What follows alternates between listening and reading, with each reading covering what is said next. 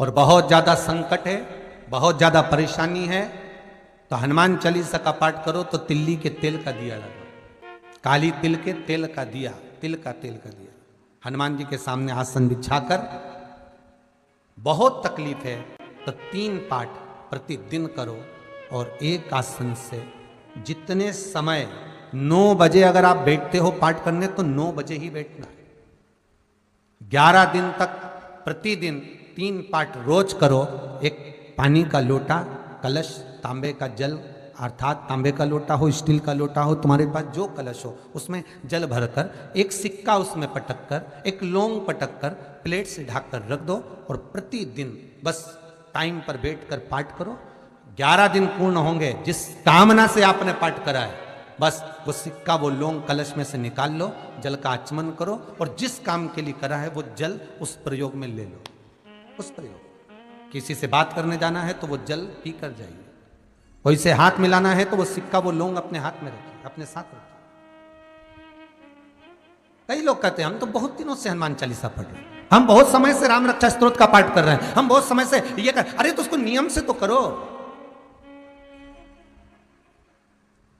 हनुमान चालीसा का प्रागट्य केवल एक दिल से की गई स्तुति, हनुमान जी महाराज की स्तुति, राम जी महाराज की स्तुति तुलसीदास जी ने केवल दिल से करी थी, केवल मन से। और ये नहीं कहते कि हनुमान चालीसा पढ़ोगे तभी भगवान, नहीं, आप दिल से अगर भगवान को पुकार लीजिए, आप दिल से पुकारो उसको, वो आएगा। ये 2 जो पत्तियां आए, इन पत्तियों के ऊपर एक एक शमी पत्र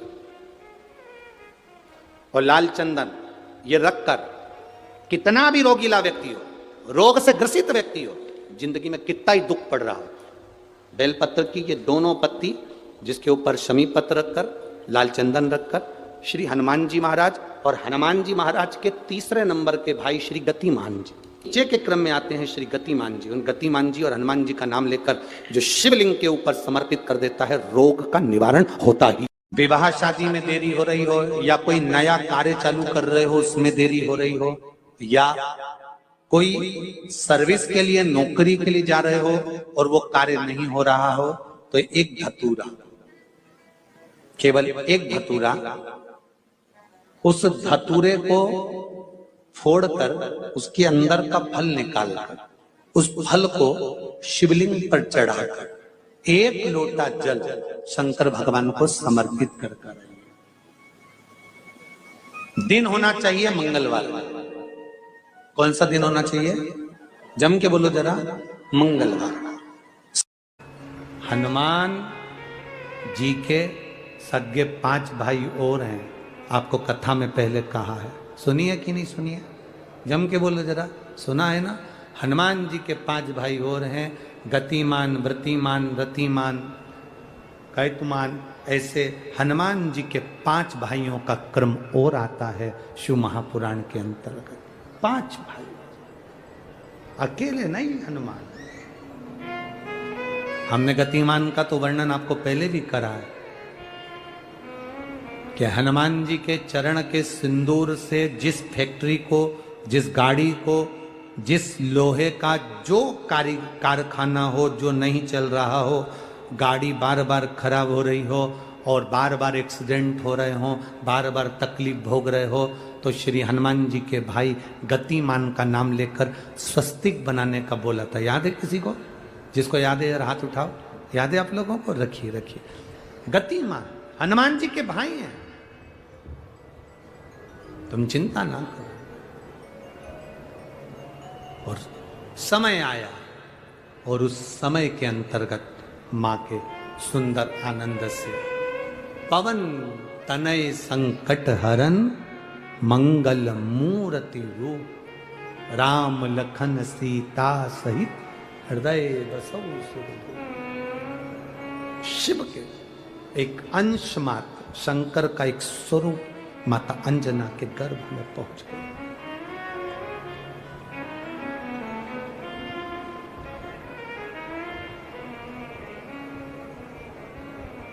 बस इस हृदय को, इस दिल को, इस मन को शिवालय तक ले जाना है।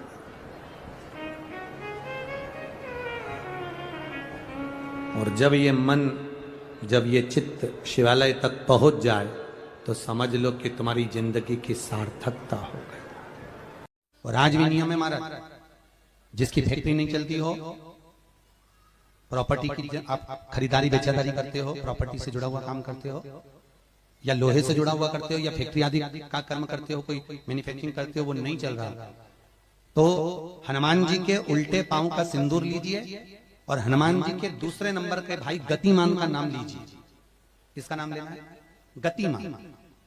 गतिमान का नाम लेकर फैक्ट्री के बाहर या फैक्ट्री पर एक स्वस्तिक का निर्माण कर दीजिए, हनुमान जी के उल्टे पांव के सिंदूर और गतिमान का नाम लेकर। कभी आपकी फैक्ट्री कोई काम नहीं निकालेगी, उन्नति की ओर ही लेकर जाएगी, कभी घाटे की ओर नहीं जाएगी। गतिमान का नाम,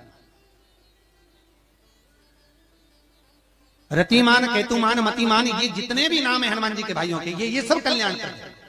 एक एक नाम कल्याण करते हमारे, एक एक। महाराज वो जिन बच्चों को निमोनिया हो जाता है ना, वो सर्दी का कोटा रहता है, बहुत सर्दी बच्चों को बनी रहती है, तो हर दिन 5-10 दिन में वापस दौड़ के डॉक्टर के पास लेके जाओ, फिर डॉक्टर के पास ले। वैसे तो डॉक्टर के पास बच्चे आजकल के जमाने के जाते ही जाते हैं, हर 15 दिन 20 दिन में, तो इसके पीछे वो चले जाएं। एक हास्य व्यंग में हमसे पूछा किसी ने, महाराज जी आज के बच्चे बार बार हॉस्पिटल डॉक्टर के क्यों जाते हैं? तो हमने कहा देखो भैया, बच्चा जहाँ जन्म लेता है उनसे उनसे प्रेम ज्यादा होता है। पहले नानी के घर में पैदा होता था, इसलिए नानी के घर ज्यादा जाता था, दादी के घर में ज्यादा पैदा होता था, इसलिए दादी के घर ज्यादा जाता था। आज के बच्चे हॉस्पिटल में ज्यादा पैदा होते हैं, इसलिए हॉस्पिटल ज्यादा घूमने जाते हैं। ये हास्य।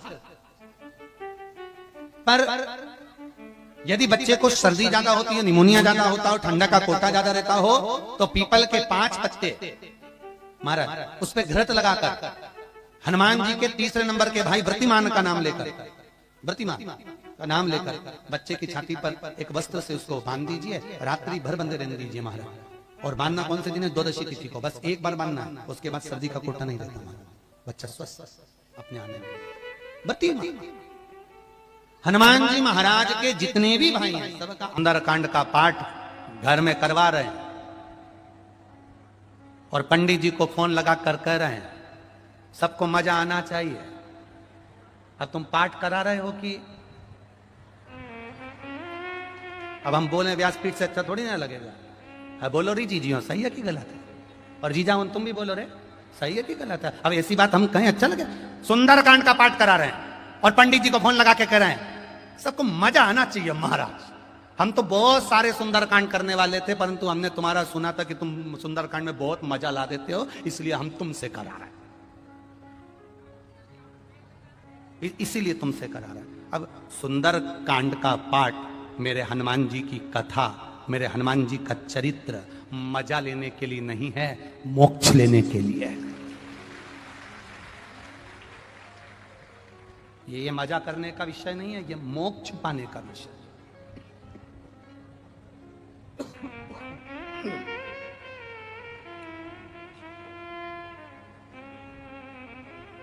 जितने लोग सुंदरकांड में आकर बैठते हैं उन्हें चौपाई से कोई मतलब नहीं होता, उन्हें तो बस महाराज ने भजन गाया और इन्होंने नाचना प्रारंभ करा।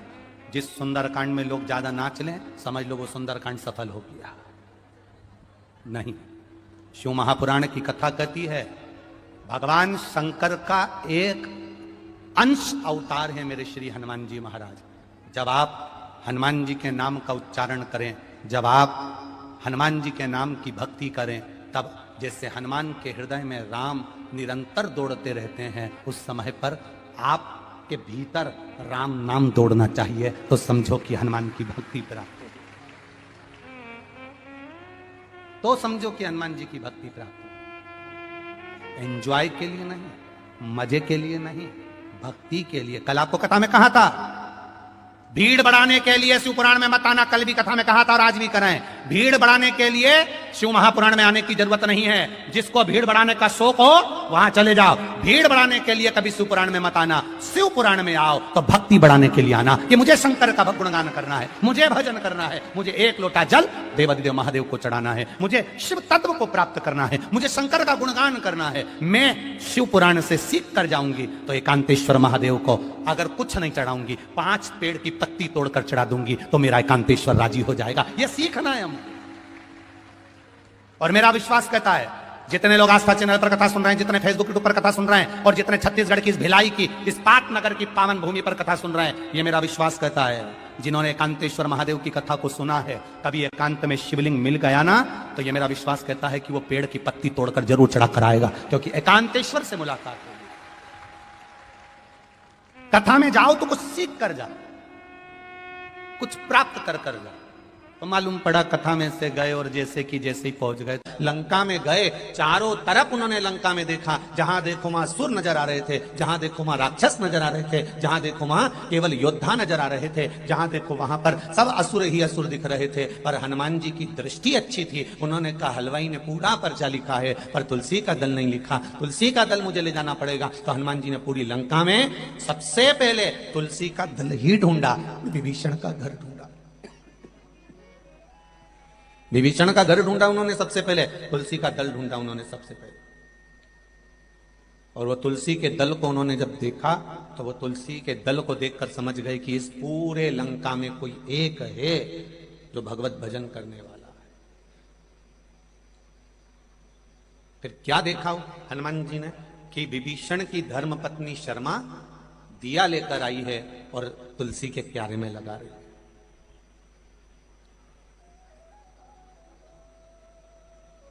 जब विभीषण की धर्मपत्नी शर्मा तुलसी के क्यारे में दिया लगा रही है तो हनुमान जी क्या देखते हैं कि उस समय पर कुंभकर्ण की धर्मपत्नी वहां पर ब्रज ज्वाला आकर खड़ी हो गई और उसने दिया उठाकर नीचे रख दिया। कुंभकर्ण की 3 धर्मपत्नियां थी, उसमें ब्रज ज्वाला सबसे बड़ी थी, फिर तड़ियात्मा, फिर तीसरे नंबर पर है करकटी। इस कुंभकर्ण की धर्मपत्नी ब्रजज्वाला ने उस दिए को उठाकर नीचे रखा। अब कितनी बड़ी बात है, जरा ध्यान दीजिएगा कि वो राक्षस की पत्नी है, कुंभकर्ण की पत्नी, और ब्रजज्वाला राजा बलि की लड़की भी है, एक रत्ना और एक ब्रजज्वाला। रत्ना बाद में पूतना बनी थी, रत्नमाला, और ब्रजज्वाला कुंभकर्ण की धर्मपत्नी बनी। देखा उन्होंने कि ये ब्रजज्वाला आई और विभीषण की धर्मपत्नी शर्मा ने दिया लगाया और वो दिया इस ब्रजज्वाला ने उठाकर नीचे रख दिया, तो शर्मा को क्रोध आ गया, शर्मा को गुस्सा आ गया कि मैंने तुलसी जी में क्या रखा और इसने उठाकर नीचे रख दिया। थोड़ा सा क्रोध आएगा जब आप गलत कर रहे हो और गलत करने वाले व्यक्ति को अगर थोड़ा सा सुधारा जाएगा, गलत करने वाले को थोड़ा सा संवारा जाएगा, गलत जगह से अच्छी जगह पर लाया जाएगा, तो थोड़ा ना थोड़ा क्रोध तो आएगा, उसको कोई नकारा नहीं जा सकता।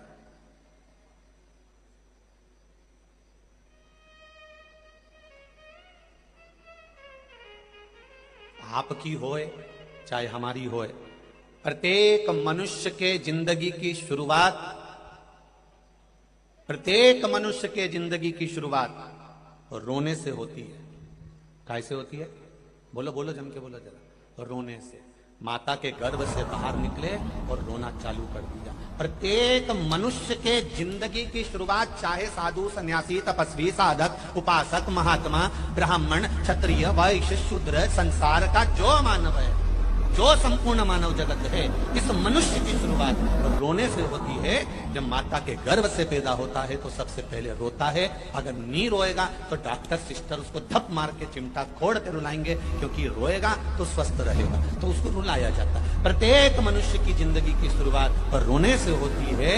प्रत्येक मनुष्य का जीवन रोने से चालू होता है। जब परमात्मा ने ये लिख कर भेजा है कि तेरे जन्म पर तू रोएगा, तो फिर दुख आए तो टेंशन क्या लेना कि जरा जरा सी बात में रोना, क्योंकि हम ये जान जाए कि जिंदगी की शुरुआत रोने से हुई है, तो थोड़े बहुत दुख से हमें रोना नहीं आना चाहिए, क्योंकि हमारी शुरुआत ही दुख से और रोने से प्रारंभ हुई है। तो क्या टेंशन, क्या चिंता।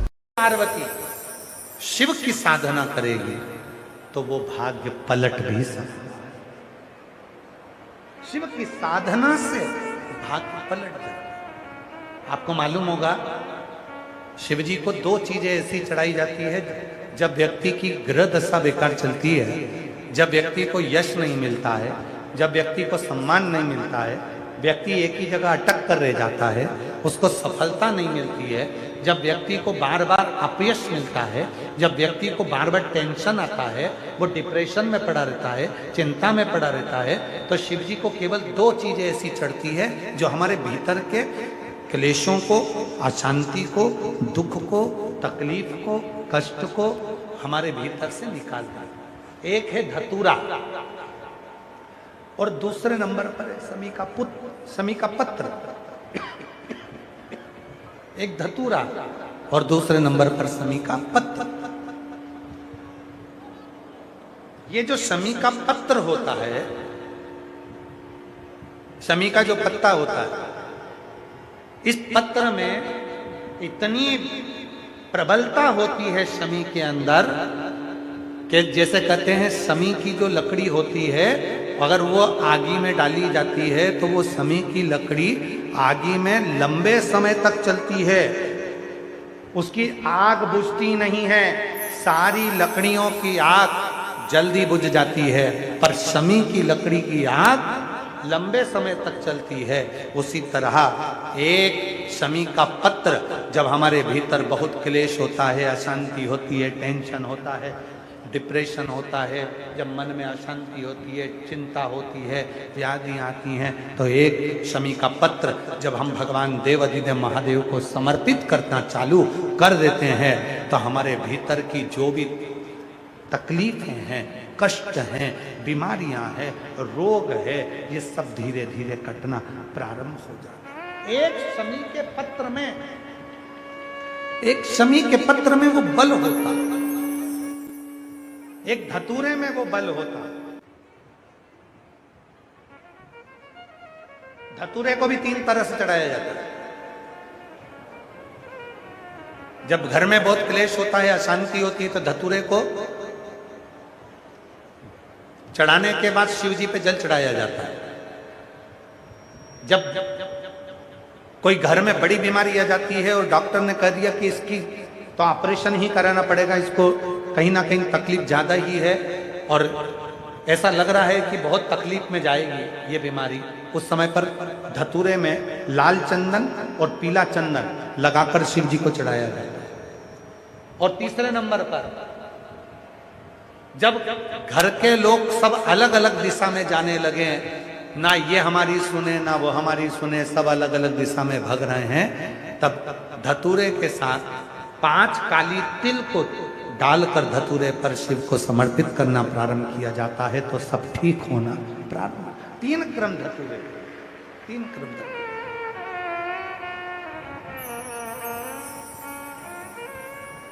एक पत्र है, अच्छा है, देखिए अच्छा पत्र।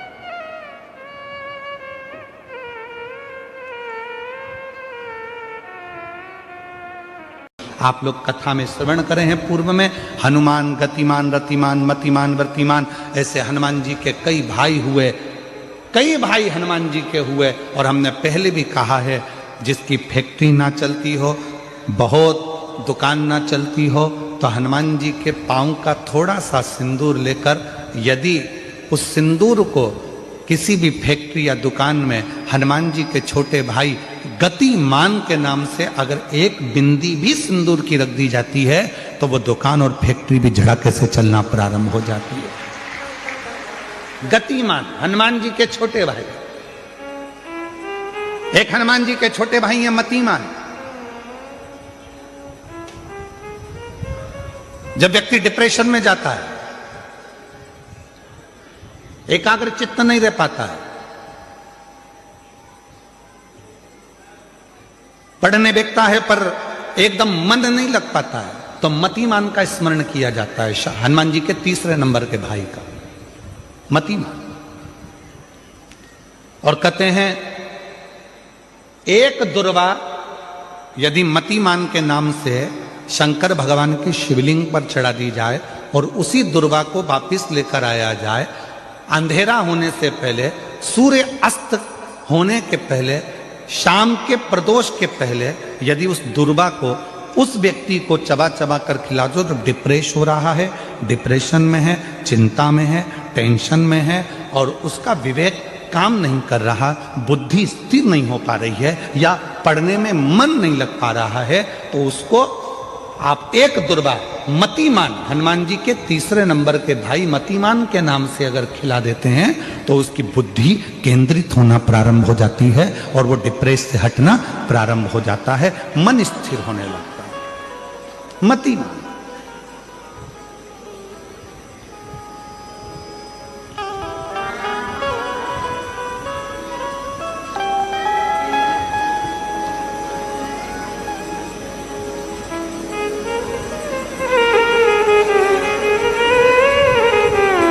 और एक नाम आता है व्रतिमान। इसका प्रैक्टिकल तुम अभी यहीं से कर लेना, ठीक है? चलते चलते मालूम पड़े तुम्हारी पार्किंग यहां से आधा किलोमीटर दूर है, ठीक है?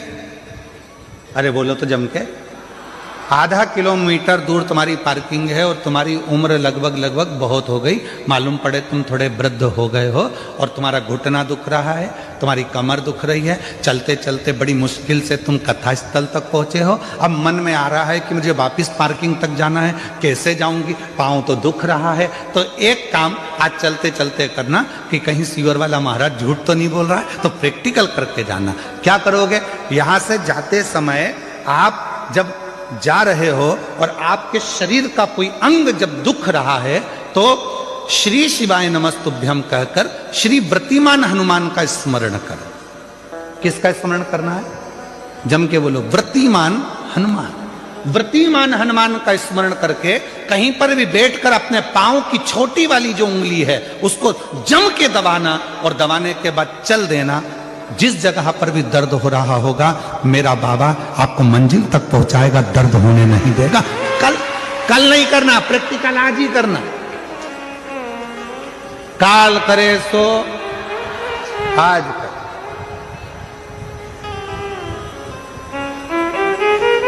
व्रतिमान आज करेंगे गुरुजी, 3 महीने में फर्क दिखेगा। तुम तो आज की आज का बताओ ना कि आज की आज में फल कैसे मिले। तुम तो बिल्कुल तैयारी में बैठो। जाते जाते व्रतिमान हनुमान भगवान श्री शिवाय नमस्तुभ्यम का स्मरण कर कर एक ऊर्जा के साथ, ताजगी के साथ चलते जाओ। शिव थोड़ा बहुत नहीं देते मेरे भगवान। ध्यान दीजिएगा, पंचमुखी हनुमान का एक स्मरण, पंचमुखी हनुमान का एक भाव।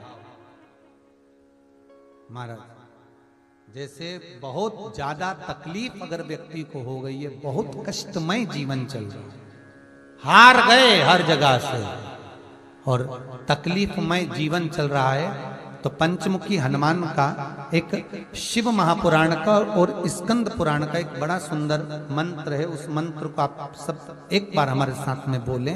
ओम नमो हनुमते रुद्र अवताराय सर्व शत्रु संहारणाय सर्व रोग हराय सर्व वशीकरणाय रामदूताय स्वाहा। बस इस मंत्र को हाथ में काली तिल लेकर, एक जौ लेकर और गूगल लेकर, थोड़ा सा इसमें गाय का घी डालकर, कंडे को या अग्नि को जलाकर इस मंत्र का 11 बार 21 बार जाप कर कर अपनी कामना कर कर छोड़ दीजिए। कैसा भी रोग हो, बीमारी हो, कष्ट हो, दुख हो, तकलीफ हो, 21 दिन के अंदर वो आनंद आना प्रारंभ कर देता है। इस मंत्र स्कंद पुराण का, शिव महापुराण का ये मंत्र मूल पंचमुखी हनुमान सुख देंगे। और एक और चीज याद रखिए महाराज,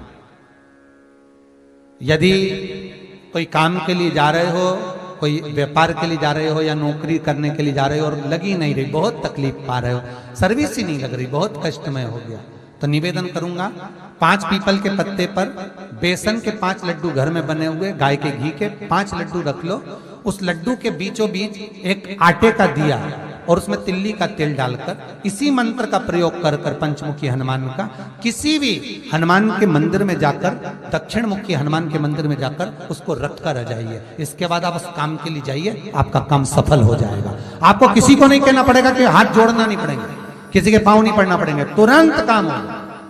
बस इस मंत्र का स्मरण कर कर पंचमुखी हनुमान का भूतेश्वर जो मंत्र है वो सुख देने वाला।